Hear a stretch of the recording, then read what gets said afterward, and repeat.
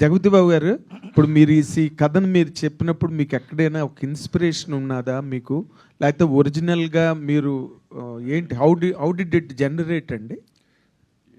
కాదు, అంత interesting element వదిలేసి ఈమె స్క్రాచ్ చేసింది అంటే అది పట్టించుకోకుండా మళ్ళీ కథకి వస్తాడు Nagendra.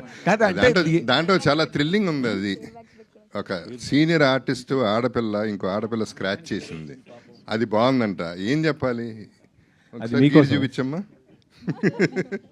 Okay, sorry. Yeah Nagendra, అది